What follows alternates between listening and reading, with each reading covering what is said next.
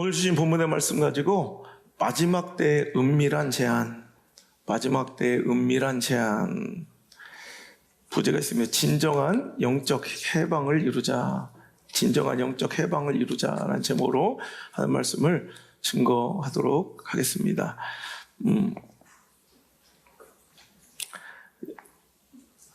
이틀 전 광복절이었습니다. 그래서 오늘 광복절 특집으로 설교를 하도록 하겠습니다. 무려 440년 동안 애굽에서 바로의 노예 생활을 하던 이스라엘 백성들을 하나님께서 자유케 하시고 그들을 해방시켜서 하나님 백성 삼으시는 출애굽 사건은 바로 죄와 사망의 종로로 타던 우리를 하나님의 전적인 은혜로 건지시는 구원의 모델, 구원의 모형인 것입니다. 여러분, 430년 동안 어떤 나라 민족이 자기 정체성을 잃어버리고 한 나라의 속국이 되어 살았다고 생각해 보세요. 거의 500년 가까운 시간을 자기 나라의 민족의 정체성을 잃어버린 채 어떤 한 나라의 속국이 되어 노예가 되어 살았으면 그 나라의 정체성이 남아있기가 쉽지 않겠죠. 어떤 군사력이나 외교력이나 또 인간적 힘으로는 그들이 온전히 다 탈출하여 해방되는 일, 광복되는 일은 정말 역사의 유래를 찾아볼 수 없을 정도로 이건 말도 안 되는 불가능한 일이에요. 하지만 전적인 하나님의 은혜로 여러분 재앙이 애굽 땅에 쏟아져 내립니다. 이제 애굽은 바로는 그 하나님의 능력과 재앙을 감당할 수 없어서 이제 하는 수 없이 그들을 놓아줘야 하지만 그들에게는 여전히 미련이 남아있어요. 여러분 430년 동안 내가 노예로 부리던 종으로 삼았던 민족을 여러분 200만 명 넘는 그 내 재산을 그냥 놓아주기가 쉬운 일은 아니겠죠. 그러니까 그들은 직접 미련을 가지며 오히려 그들을 놓아주긴, 재앙 때문에 무서워서 놓아주긴 해야 되는데 완전히 놓아주긴 싫어. 그래서 그들을 외형적으로는 자유한 것 같으나 외형적으로는 이 나라를 떠나는 것 같지만 실은 결국은 다시 내 소유물이 될 수밖에 없는 은밀한 제안을 하면서 어떻게 반쪽짜리 독립, 반쪽짜리 해방, 반쪽짜리 광복을 그들에게 제안하고 있어요. 오늘 여러분 읽는 가운데 그래 너희들이 하나님 백성 되고 하나님 제사 드리고 싶고 떠나도 좋아. 그런데 이렇게 하면 어떨까라고 은밀하게 제안하는 이 마지막 바로의 그 발악이 이 마지막 날 마지막 시대 이 말세지마를 살아가고 있는 우리에게 주는 마귀의 은밀한 제안과 너무나도 닮아 있다는 거예요. 오늘 그 세 가지, 오늘 이 시대도 통용되고 있는 그때 그 사건으로 여러분 끝나버린 사건이 아니라 3500년 전 이야기가 아니라 오늘 우리에게도 유효하여 적용되고 있는 마귀의 제안과 은밀한 유혹들. 여러분 우리가 이것을 알아. 여러분 이것을 거꾸로 마귀가 이것을 원하고 제안한다면 우리는 거꾸로 어떻게 하면 돼? 이것을 거절하고 하나님 뜻대로 이기고 나가면 되는 거예요. 그죠? 오늘 여러분 읽으면서 세 가지 제안 발견하셨습니까? 마귀가 은밀하게 우리에게 제안했던 세 가지 제안 혹시 발견하신 분? 세 가지. 상 줄게. 세 가지 제안 뭐예요? 손 한번 들고 내 상 줄게. 세 가지가 뭘까요?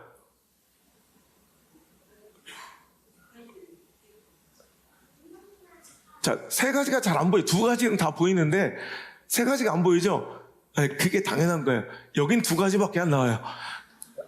그래서 여러분 여기에 이 10장에는 두 가지가 나오지만 이미 이전부터 계속 쏟아져 내리는 재앙 가운데 바로는 마음이 완악해졌다. 그 재앙을 맞으면 할 수 없이 좀 풀어주고 싶다가도 다시 완악해졌다가 이 반복하면서 오히려 그들에게 은밀하게 이렇게 하면 어떨까라고 제안하는 그 세 가지를 찾아서 우리 함께 이 시대 가운데 내 삶 가운데 적용해서 절대로 이 마귀의 제안, 이 마지막 시대의 제안을 이 세상과 시대의 제안을 받아들이지 않는 저와 여러분 되시길 주의 이름으로 축복합니다.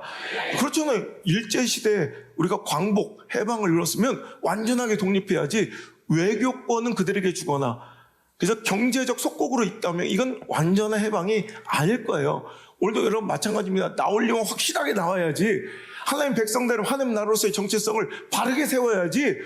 반쯤 애국 백성, 반쯤 하나님 백성 되어서는 안 된다는 말입니다. 이건 절대로 진정한 신앙생활이 아니라는 거예요. 오늘 이것 가지고 한번 우리 이 시대에 한번 우리가 어떻게 살아가야 될지, 그리고 바른 신앙 무엇인지 좀 어찌 보면 또 부딪히고 어려운 설교할 건데, 여러분 이것을 받아들이고 하나님의 진리를 선포할 때 어떤 사람 이 진리가 부대끼고 버겁고 막 힘들어서 여러분 튕겨져 나가는 인생이 있고요, 이 진리가 나를 자유케 하는 인생이 있어요. 하나님의 백성은 이 진리가 나를 자유케 하는 자들이에요. 요즘 뭐 빡세다, 또 설교 막 힘들다, 뭐 우리겐 너무 막 오면은 막 좋은 얘기 안 해주고 뭔가 이렇게 혼내는 것 같다, 이런 얘기로 수많은 사람들이 여러분 제 갈 길로 가고 있지만, 그래도 여러분 하나님 주신 말씀은 그대로 전해야 되니까 여러분 이 말씀 꼭 듣고 진리가 자유케 하는 그 놀라운, 정말 하나님 백성 그 말씀 가운데 자유하게 되는 그 멋진 역사가 여러분 인생에 간증될 수 있기를 여러분 축복합니다. 자, 그 첫 번째 제안은 출애굽기 8장에 나옵니다. 출애굽기 8장으로 넘어갑시다. 자, 출애굽기 8장 25절.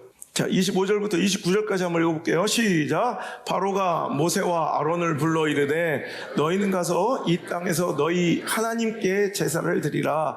모세가 이르되 그리함은 부당하니이다. 우리가 우리 하나님 여호와께 제사를 드리는 것은 애굽 사람이 싫어하는 바인즉 우리가 만일 애굽 사람의 목전에서 제사를 드리면 그들이 그것을 미워하여 우리를 돌로 치지 아니하리까. 우리가 사흘 길쯤 광야로 들어가서 우리에게 명령하신 대로 하려 하나이다. 바로가 이르되 내가 너희를 보내리니 너희가 너희 하나님 여호와께 광야에서 제사를 드릴 것이라. 너무 멀리는 가지 말라. 그런즉 너희는 나를 위하여 간구하라. 모세가 이르되 내가 왕을 떠나가서 여호와께 간구하리니 내일이면 파리 때가 바로와 바로의 신하와 바로의 백성을 떠나려니와 바로는 이 백성을 보내 여호와께 제사 드리는 일에 다시 거짓을 행하지 마소서 하고. 자, 이렇게 나와. 자, 첫 번째 바로의 제안, 즉 이 마지막 때 마귀의 세상의 요구는 무엇일까요? 첫 번째 뭐예요? 광야에서 그 멀리까지 가서 제사 드리지 말고 이 땅에서 제사를 드리면 어떻겠냐라는 거예요. 25절 다시 한번 읽을게요. 바로가 모세와 아론을 불러 이르되 너희는 가서 이 땅에서 너희 하나님께 제사를 드리라. 그러나 하나님의 말씀은 뭐예요? 27절 우리가 사흘을 길 쯤 어디로 가서? 광야로 들어가서 우리 하나님 여호와께 제사를 드리겠습니다. 이거예요. 자, 하나님의 말씀과 순종, 진정한 순종은 사흘길, 즉 3일길을 가서 광야에서 예배를 드려야 되는 것인데, 오늘 그래 예배 드리는 것까지는 오케이. 그런데 사흘길 뭘 갈 필요 있냐? 그렇게 멀리 갈 필요가 있냐? 어디까지? 그냥 이 땅에서 예배하면 안 되겠냐? 예배만 드리면 될 것 아니야? 라는 제안이에요. 자, 여러분 오늘 이 땅이라고 표기되어 있는 히브리어 원어는 에레츠입니다. 에레츠. 이건 그 땅이라는 문자적 해석과 함께 문맥상으로는 이집트, 즉 애굽의 영토 안에서라는 의미를 갖고 있어요. 그러니까 오늘 그렇게 멀리까지 갈 필요 있냐? 그냥 너무 멀리 가지 말고, 신앙생활 해도 예배 드려도 너무 멀리 가지 말고 그냥 이 땅에서 예배 드리면 어떻겠냐라고 제안하는 거죠. 여러분, 오늘 우리는 이런 제안을 나도 이 시대도 계속 받고 있다는 거, 지속적으로 받고 있고 우리가 흔들리고 교회들이 갈등하고 있다는 거 여러분 알고 계세요? 여러분 이 시대가 자꾸 이렇게 하는 거예요. 그 멀리까지 가서 예배 드릴 필요가 뭐 있어? 그냥 이 땅에서 예배하면 되지. 여러분 느끼셨어요? 이 땅이라는 것은 여러분 일단 멀리까지 갈 필요 없이 편의주의, 편리주의를 의미하기도 하고, 에레츠는 이 세상의 것을 얘기하는 거예요. 이 세상의 것. 이 땅의 질서, 세상의 논리 가운데 세상의 욕구. 그러니까 오늘도 하늘의 것을, 영적인 것을 구하는 정말 진정한 예배 대신에 마음과 중심이 세상의 논리와 관심 속에서 이 땅의 것을 구하는 신앙. 여러분 이것을 이 시대는 요구하고 있고요. 여러분 우리는 자꾸 이것을 받아들이고 있다는 거예요. 하지만 여러분 우리가 마음과 중심이 세상 가운데 아직 남겨둔 채로 육신의 껍데기만 와서 예배드리는 것, 아직도 세상의 논리가 나를 지배하고 있고 세상의 관심이 오늘도 내 예배의 중심이라면 여러분 이것은 제대로 된 신앙이 아니라는 거예요. 여러분 우리는 이 자리에 모여서 하늘의 것을 구하는 것이에요. 하나님 나라와 의를 구해야 된다는 거예요. 여러분 땅의 것을 구하지 말라는 것이 아니라 이런 현생을 잘 사는 것도 중요하지만 그러나 우선순위가 중요하다는 거죠. 이거 계속해서 나올 얘기인데 오늘 우리는 여러분 자꾸 이 시대 가운데 교회 다니는 것에 집착해요. 그러니까 오늘 교회 출석, 예배 출석한 것에 그냥 우리는 만족해요.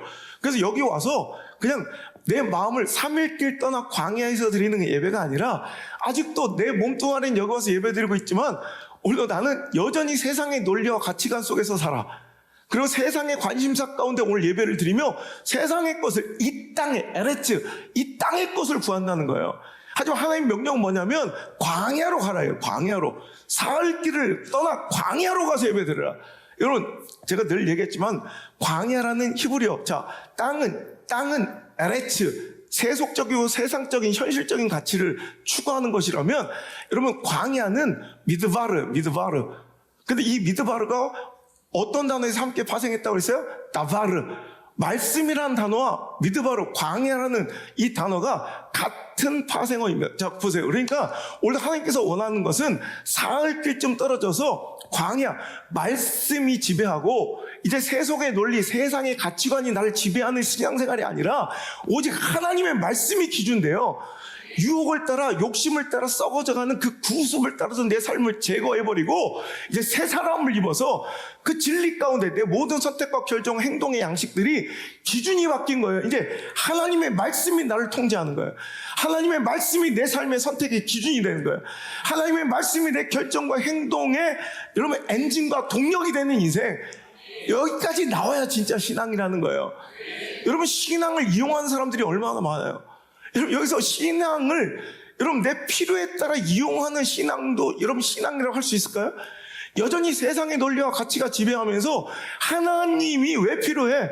내 세상적 욕망과 가치를 이루어지기 위한 도구로서 신앙이 필요하고 하나님이 필요하다면 저 무당의 굿줄과 부적과 전혀 다를 바가 없는 신앙처럼 보이는 우상숭배라는 것이죠. 여러분 오늘 우리는 아무리 이 시대가 여기서 편리하게 편의대로 여러분 예배 드리라고 유혹할지라도 여러분 일단 코로나 팬데믹 이후에 오늘도 이렇게 우리가 영상 예배라는 것이 이렇게 보편화되어 있지만 여러분 가장 두려운 것은 어쩌다 보니까 이게 말씀을 추구하는 어찌 보면 여러분 이 영상 예배자들 가운데서도 여러분 말씀이 기준이 되어 내 상황과 처지와 형편과 관계와 감정을 끊어내고 이 영상 예배 현장에 광야인 사람이 있겠지만 또 어떤 사람은 편의주의와 편리주의에 취해서 오늘 어디 놀러 가면서 그저 골프 치러 가면서 가족여행 가면서 영상 틀어놨다는 것을 예배드렸다 착각하는 잘못된 예배주의, 예배의 편리주의와 편의주의에 빠져있는 사람들도 있을 거란 말이야. 찔리면 욕하고 나가든가. 여러분 이거예요. 나는 여기 있는 영상 예배자들이 정말 내 모든 것을 좀 절제하고 여러분 포기하고 여러분 전 미국에서 예배드리는 분들 많은데 이 시간은요 자기들의 식차를 극복하고 오늘도 모여서 여러분 이 시간 예배 끝나면 뭐 동부 시간 같은 데는요 잘못하면 이제 막 한밤중이 돼요. 여러분 그런데 그 피곤함 속에서도 여러분 그 시차를 이기고 정말 이 시간을 거룩하게 구별하여 어떤 사람 사진까지 보내더라고요. 자기가 이렇게 그냥 영상으로 그냥 막 구경하는 쇼 관람이 아니라는 걸 자기가 정장을 딱 입고 이렇게 예배하는 사진을 찍어보내는 사람도 있어요. 여러분 이런 예배 정신을 가지고 예배를 드려야 되는데 여러분 편의주의와 편리주의가 판치는 이 시대 가운데 정말 제가 너무너무 두려운 일이 많다는 거예요. 여러분 예배는 일단 그 정신 자체가 나를 죽이는 것입니다. 여러분 내 시간을, 내 생각을, 내 가치관을, 내 스케줄을 박살내고 찢는 작업이 예배 정신입니다. 이것이 이루어지지 않는 것은 예배가 아니라는 거예요.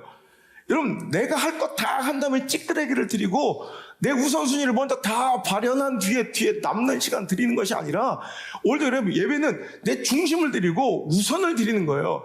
그래서 나를 죽이지 않으면 내 스케줄을 깨지 않으면 내 생각과 가치관을 박살내지 않으면 여러분 절대로 여러분 드릴 수 없는 게 바로 예배라는 거죠. 여러분 그래서 오늘 여러분 3일길 사흘길을 걸어가 광야에서 예배를 드린다. 두 가지 3일과 광야라는 이 두 가지 가치를 우리가 기억해야 되는데 3일이라는 시간 성경에서 굉장히 많이 등장합니다. 근데 등장할 때마다 이 3일이라는 시간은 나를 꺾고 내 자아를 꺾고 내 에고를 꺾어버리고 내가 죽는 시간이 바로 3일이에요.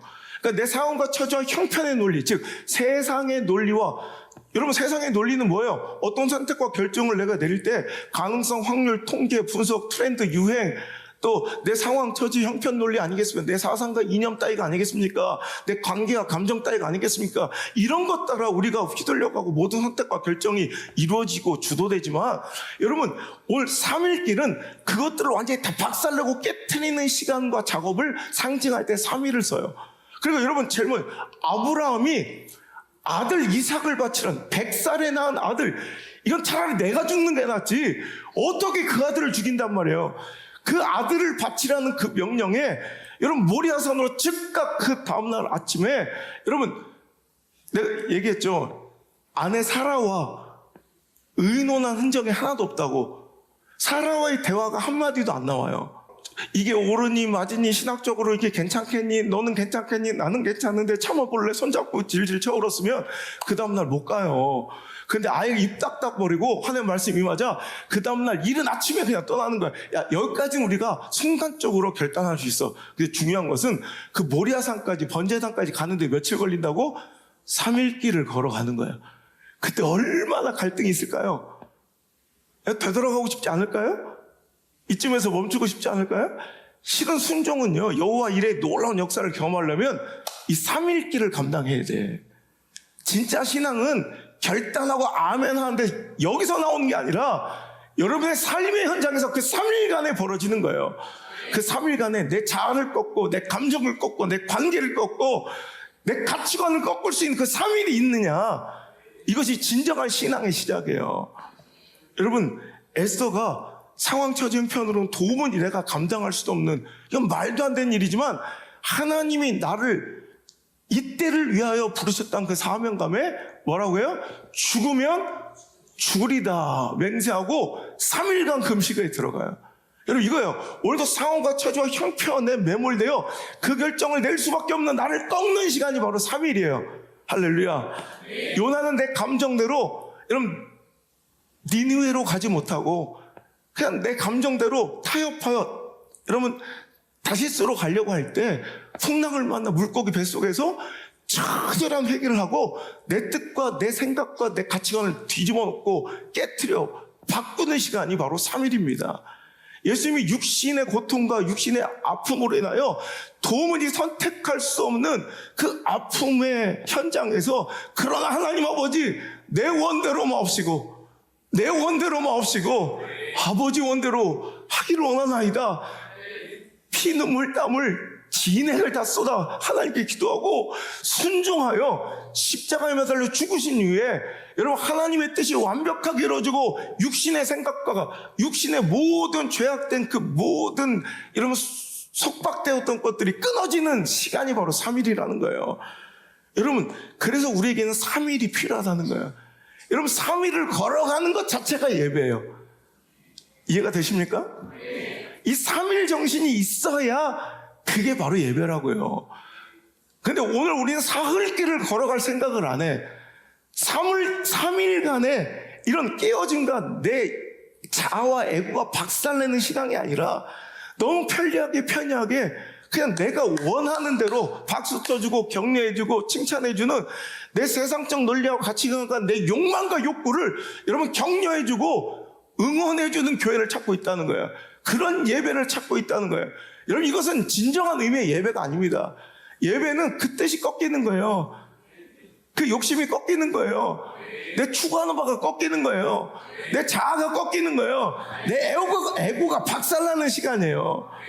여러분 그래서 나를 포기하고 내 자아를 꺾고 상황과 감정을 이기는 시간, 그 사흘길을 걸어가는 이런 진짜 예배자, 실은 여기서부터가 예배예요.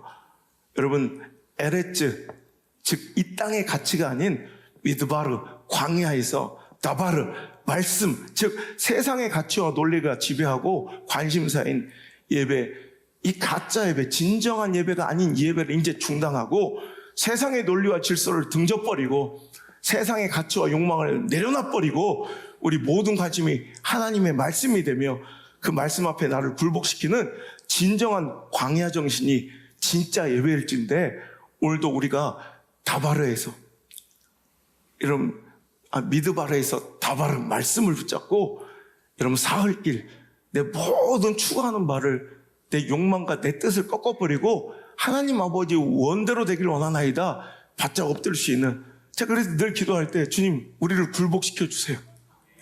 이런 굴복됨이 없는 예배는 진짜 예배가 아니에요. 살아 날뛰는 자아는 여러분 예배 정신이 아니라고. 오늘날 예배가 정말 흉측하게 변질되고 오염되고 타락해버린 이유가 반쯤 살아 날뛰는 거예요. 이건 죽은 것도 아니고 산 것도 아니고, 아싸라리 죽으면 괜찮아. 생선도 아싸리 죽어 있으면 괜찮아. 그럼 아싸리 살아서 막 활력 있으면 괜찮아. 근데 징그러운 건 이건 죽은 것도 아니고 산 것도 아닐 때가 가장 끔찍해. 얼마 전에 제가 정말 비싼 이렇게 횟집에, 일식집에 제가 식사 대접을 며칠 전에 받았어요. 환장하겠대. 참돔 대가리가 그대로 살아서 이렇게 위로 향하고 있고 눈을 깜빡거려. 근데 뼈다귀가 이렇게 있고 그 위에 살점을 이렇게 올려놨는데 이건 산 거요, 죽은 거요? 얼마나 신선한지 눈을 가시만 드러낸 이 꼬리 지느러미만 남아있는 대가리와 꼬리 지느러미만 남아있는 참돔이 나를 보고 자꾸 뻐끔뻐끔하고 눈을 깜빡거려. 나 이거 너무 징그러운 거야. 차라리 죽으려면 죽고 살려면 살아야 되는데, 그래서 내가 도저히 안 되겠어서 상추잎으로 그 눈을 이렇게 덮어줬어요. 도저히 징그러워서 못 먹겠더라고. 근데 내가 지금 상추잎으로 덮어버리고 싶은 사람들 여기 많아. 저건 산 거요, 죽은 거요? 이거 살아 날뛰든지 진짜 죽으려면 죽든지 해야 되는데, 이건 죽은 것도 아니고 산 것도 아니고 하여튼 징그러. 여러분, 이 시대가 편의주의와 편리주의에 빠져서 여러분 첫 번째 이 예배 정신이 사라졌거나 아니면 정말 편의주의 편리주의에 빠져서 모이기를 피하는 시대 가운데 있을지라도 우리 마지막 날이 올수록 모이기를 힘써 기뻐하는 저 여러분 되시길 바랍니다. 히브리서 10장 25절의 말씀처럼 모이기를 피하는 어떤 사람들의 습관같이 하지 말고 오직 권하여 그날이 가까움을 볼수록 더욱 그리하자. 여러분 마지막 때가 가까이 옴을 볼수록 우리가 뭐 해야 된다고요? 모이기를 힘써야 된다는 거야. 하지만 이럴 때 마지막 날이 올수록 모이기를 패하는 어떤 사람들의 습관이 유혹처럼 유행처럼 번져갈 것이란 말이야. 그럴 때 여러분 우리는 거기에 휘둘릴 것이 아니라 그날이 옴을 볼수록 더욱 모이기에 힘쓰는 자, 시대를 역행하고 거스리는 영적 살아있는 활력 있는 자들 되시기를 주의 이름으로 축복합니다. 성령 충만할 때 나타나는 현상이 모이기를 힘쓰는 거예요. 사도행전 2장 46절에 보면 날마다 마음을 같이하여 성전에 모이기를 힘썼다. 이게 어떤 사건이 이후의 이야기입니까? 성령이 오순절 마가의 다락방에 임하여서 막 역사적인 여러분 부흥이 일어날 때 임했던 모습이라는 거예요. 우리가 성령 충만하면 여러분 모이는 게 즐겁고 모이기를 힘쓰겠지만, 여러분 오늘도 내가 살아 날뛰는 자, 또 오늘도 이 마귀의 은밀한 마지막 때의 제안을 받아들인 사람들은 어떻게든지 허하둥둥 모이기를 패하려고 할 거예요. 오늘 여러분 적당하게 모이지 말고 여러분 하나님께 모이기를 힘쓰는 우리 물맷돌 교회 되길 바라고, 물맷돌의 작은 우리 소그룹 예배의 현장 될 수 있기를 주의 이름으로 축복합니다. 두 번째 제안이 뭘까요? 두 번째 제안 다시 우리 본문 10장으로 와서 11절에 기록되어 있습니다. 두 번째 마귀의 은밀한 제안, 이 마지막 때의 은밀한 제안은, 유혹은 바로 자녀들은 두고 가라. 자, 10장 11절 시작. 그렇게 하지 말고 너희 장정만 가서 여호와를 섬기라. 이것이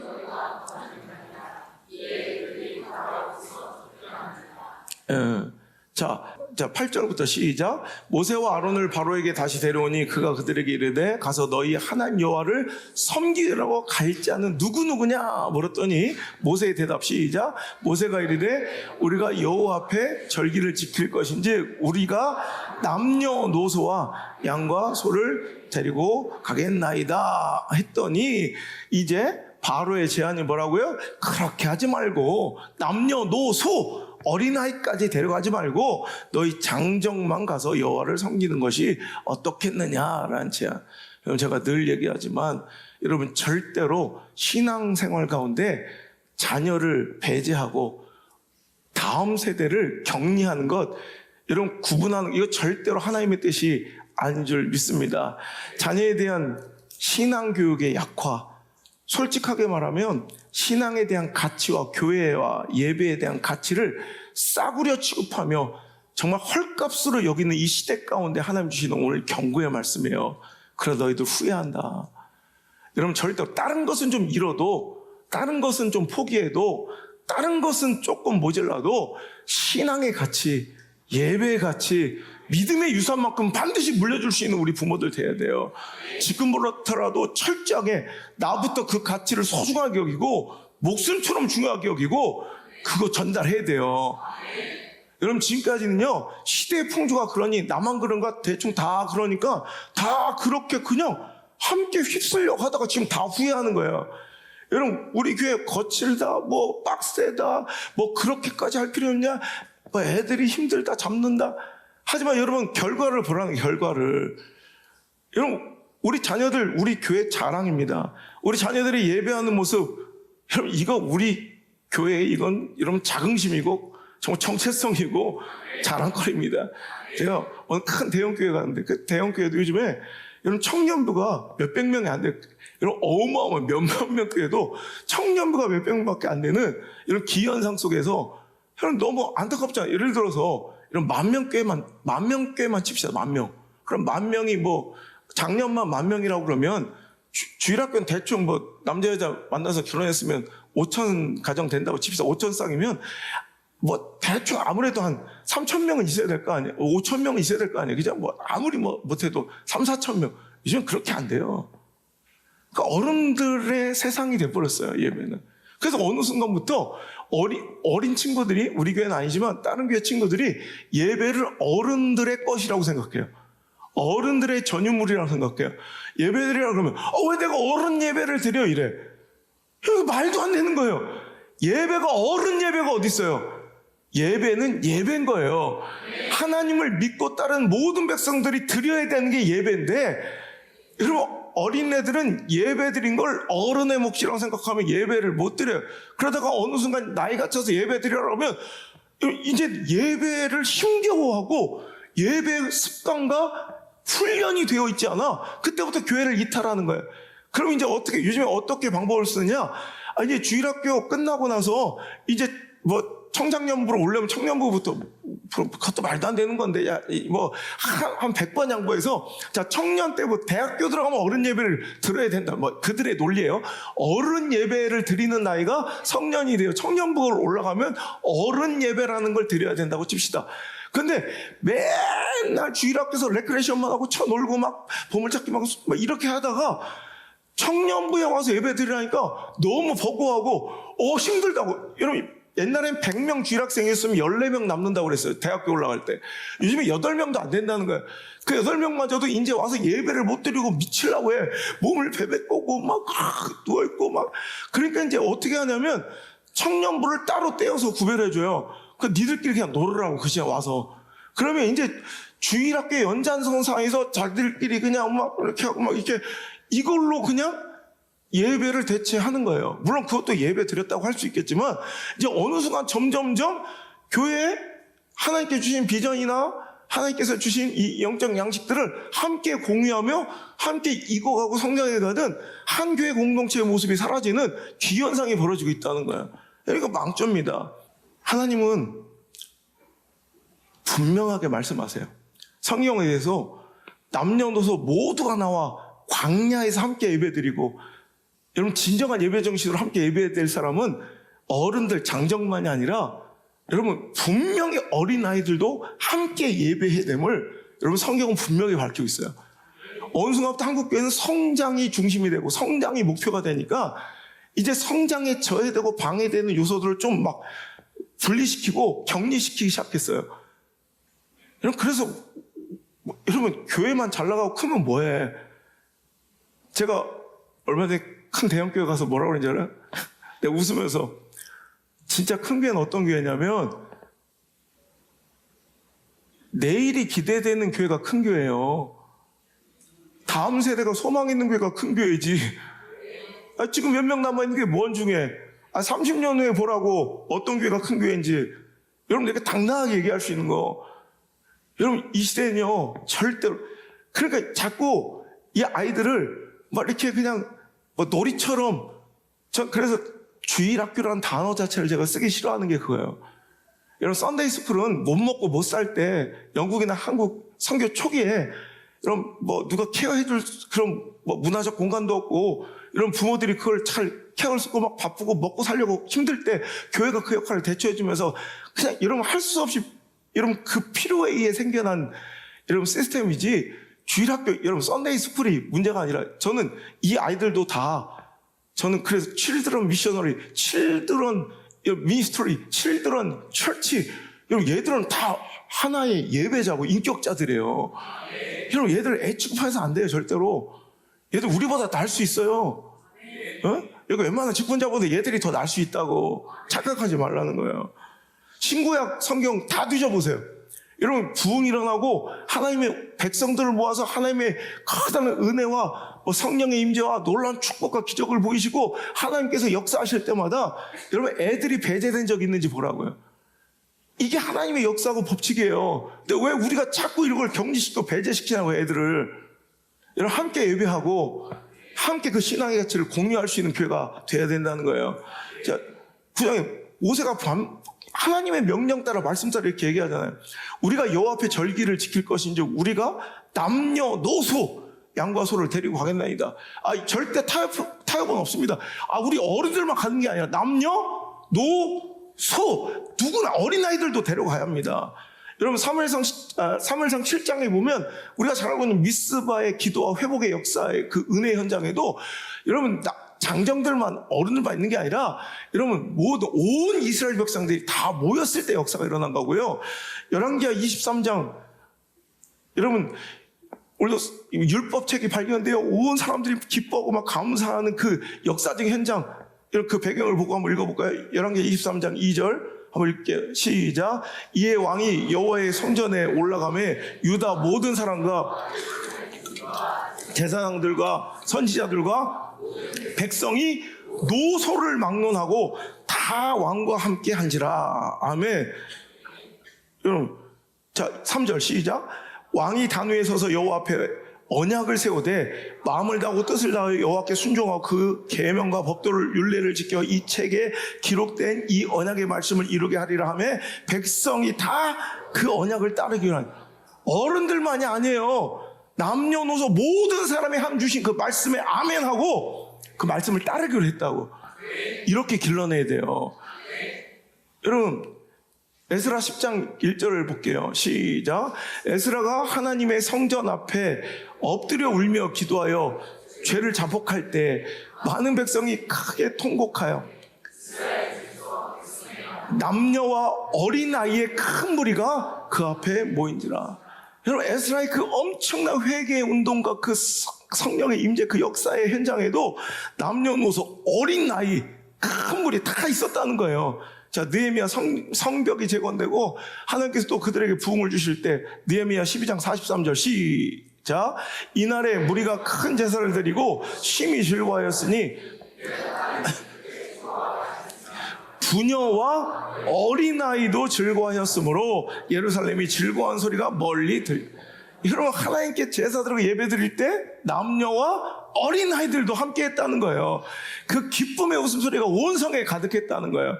이게 예배입니다. 이게 진짜 예배입니다. 어른들의 전유물이 아니고 어른 예배가 아니라 이게 바로 예배입니다. 우리 자녀 이렇게 길러야 합니다. 절대로 여러분 장정만 데려가라. 어린애들은 좀 포기하라. 여러분 이 죄를 절대로 받아들이면 안 돼요. 구약에만 있었던 일인가? 아니죠. 여러분 신약도 마찬가지죠. 예수님께서 이 땅에 오셨을 때 많은 무리가 예수님께 몰려들어서 여러분 기진했을 때 예수님께서 오병의 기적을 펼치십니다. 요한복음 6장 9절 시작. 여기 한 아이가 있어 보리떡 5개와 물고기 2마리를 가지고 있나이다. 그러나 그것이 이 많은 사람에게 얼마나 되겠사옵나이까 하면 이 오병이 5,000명을 먹이고도 남을 이 놀라운 기적이 어디서 시작된 거예요? 그 모여있는 한 성도, 여러분 그 어린 성도의 헌신으로 시작됐다는 거예요. 여러분 세계 기독교 역사에 놀라운 영적 부흥과 여러분 시대적 변화에 어린아이들, 다음 세대들, 청소년들로부터 시작됐던 적이 얼마나 많은지 몰라요. 우리 교회도 마찬가지. 아까도 얘기했지만 우리 자녀들 어릴 때부터 아기 때부터 키워왔던 우리 자녀들이 여러분 하여튼 남아있는 것들은 잘해.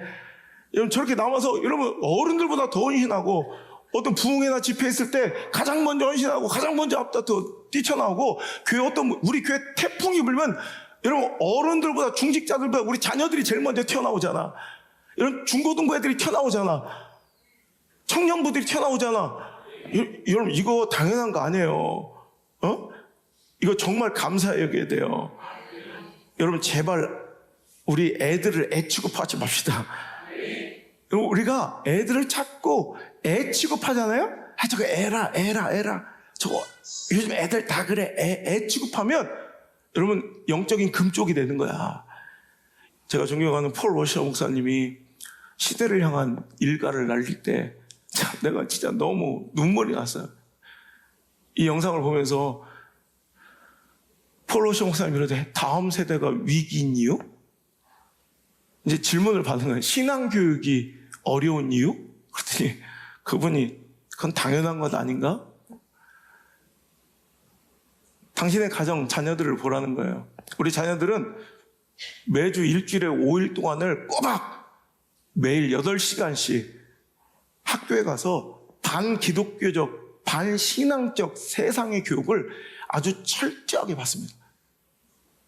매주 5일씩 하루에 8시간씩을 가서 철저하게 반기독교적 교육을 그렇게 철저하게 8시간씩 5일을 받는다는 거예요.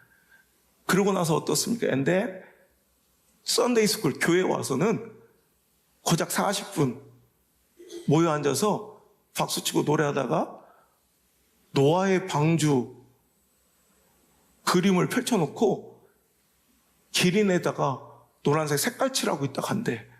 그래놓고 왜 신앙이 흔들리는지 모르겠다고, 왜 믿음이 이렇게 흔들리는지 모르겠다고 하면 되겠냐 이거예요. 우리가 얼마나 많은 투자를 했고 우리가 그들을 위해서 얼마나 많이 헌신했는지. 여러분 아까도 얘기했지만 요즘 청소년부 청년들이 위기를 겪고 있는 게 예배 드릴 줄 모르고 자꾸 어른 예배라는 단어를 쓰면서 예배를 자기하고 상관없는 것처럼 굴어. 예배 드립시다. 우리 모두 예배 드립시다. 신령과 진정으로 예배합시다. 이거 없으면 다 죽는 거야. 예배도 승리 못하면서 세상에서 무슨 믿음으로 승리한다고 헛소리를 하냐. 네? 여러분 요즘에 아까도 얘기했지만 그렇게 자라온 애들이 마땅 청년이 돼가지고 예배를 드리려 하니 숨이 막힌대. 이 어른 예배가 숨이 막혀서 못 드리겠대.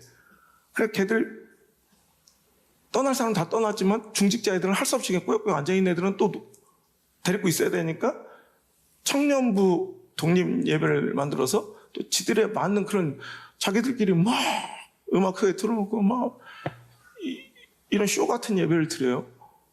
요즘에 제가 미국부터 번져가는 이상한 기현상이 있는데 요즘 청년부들이 교회와 전혀 상관없는 독립기관처럼 행동하는 경우들이 지금 유행처럼 번져가고 있어요.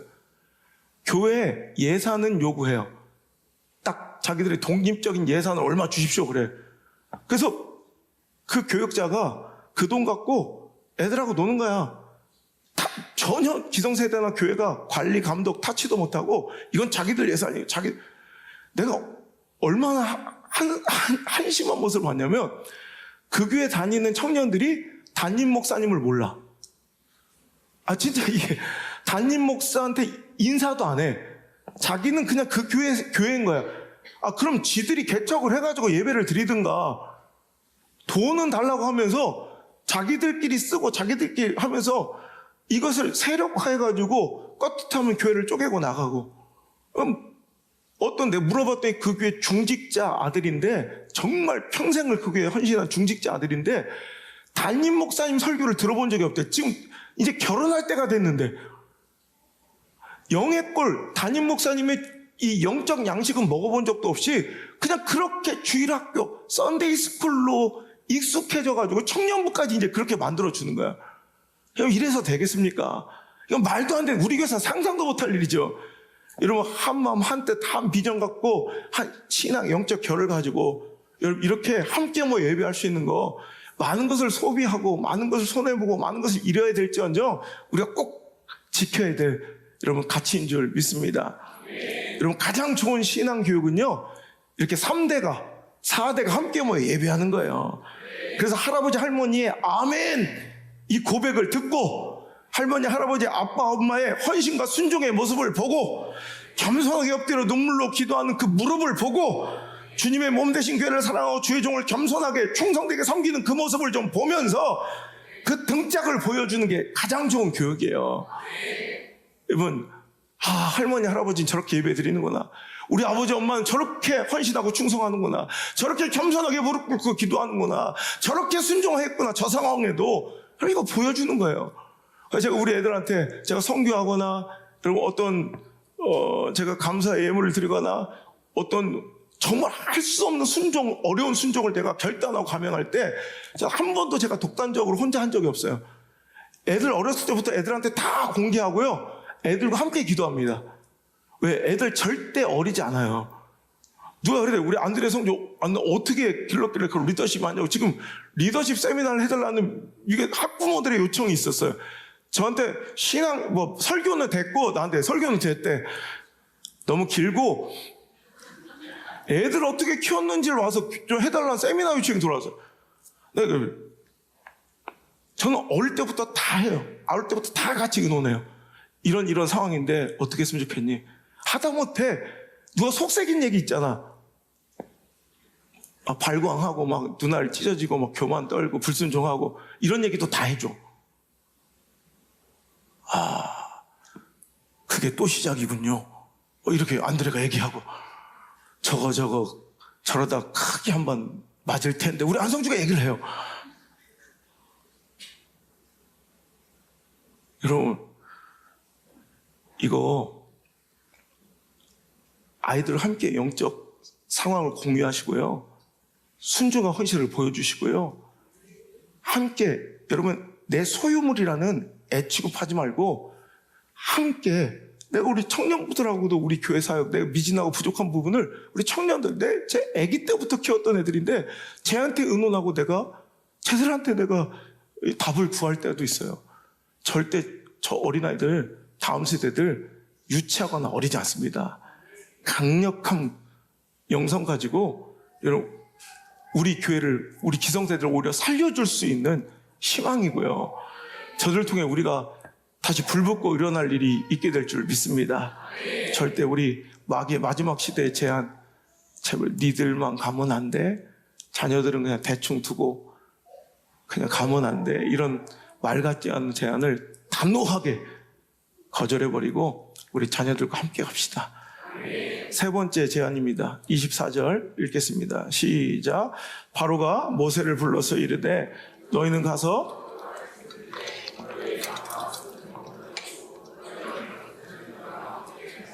아멘. 뭐라고 해요? 바로가 이제 세 번째 제안을 합니다. 오케이. 그럼 가고 애들도 데려가고 그럼 요거 마지막 제안. 가서 여호와를 네 마음대로 섬기되 어린애들도 다 데려가되 뭐를 놓고 가래? 너희 양과 소를 여러분 가축을 두고 가라는 거예요. 이게 뭐예요?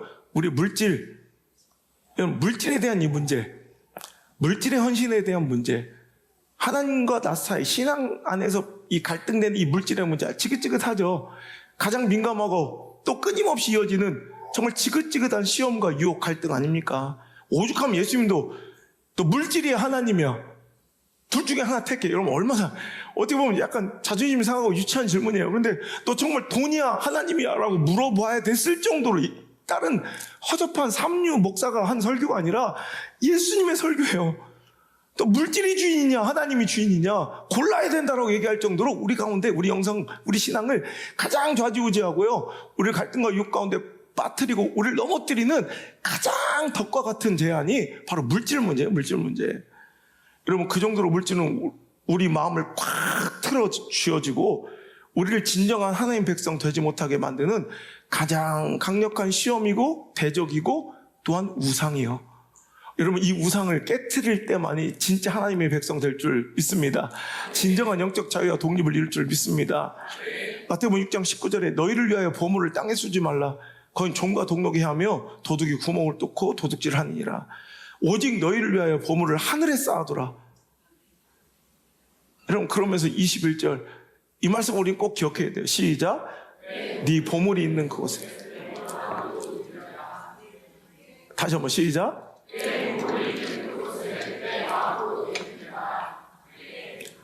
유치하게 여러분, 물질을 막 착취하고 어떻게든 여러분 그 물질을 좀 거두려고 하는 유치한 이런 거 아니고요. 결국 이거예요. 물질 있는 곳에 내 마음 있는 거예요, 결국. 사람이 두 주인 섬길 수 없듯이 우리 물질과 함께 하나님을 섬길 수 없다는 거 기억해야 돼요. 24절, 한 사람이 두 주인을 섬기지 못하지 않느냐. 이거 당연한 거예요. 아니, 종이 한 사람 종인지 이 사람 정도 됐고 저 사람 정도 되면 말도 안 되는 것처럼 오늘도 우리는 맘몬, 바알, 아세라와 하나님 사이에서 왔다 갔다 할 것 아니라 결단하여 보여줘야 돼요. 믿음의 선택. 여러분, 하나님을 선택하는 모습을 좀 보여줘야 돼요. 근데 결국 교회는 열심히 다니는데 어느 정도 선에서 여러분 가축들은 포기하지 못한 채 다 여러분 애굽에 두고 오늘도 몸만 달랑오고 혹은 어떤 선택과 결정은 항상 가축을 위한 선택, 소와 양의 선택일 때가 많은 사람도 있어요. 오늘도 여러분 그 선택 가운데 갈림길이 있다면 제발 하나님을 믿으십시오. 돈을 믿지 말고. 당신이 돈을 의지하고 믿으니까 자꾸 돈을 선택하는 거 아니겠습니까? 25절, 그러므로 내가 너희에게 이르노니 목숨을 위하여 무엇을 먹을까, 무엇을 마실까, 몸을 위하여 무엇을 입을까 염려 좀 하지 말라. 32절, 이는 다 이방인들이 구하는 것이라. 여러분, 31절, 염려하여 이르기를 무엇을 먹을까, 무엇을 마실까, 무엇을 입을까. 여러분, 이것은 다 이방인들, 세상 사람들이 구하는 거예요. 하나님께서 우리에게 필요한 것들이 무엇인지를 더 잘 아시고 그거 채우실 준비를 이미 하고 계시다는 거예요.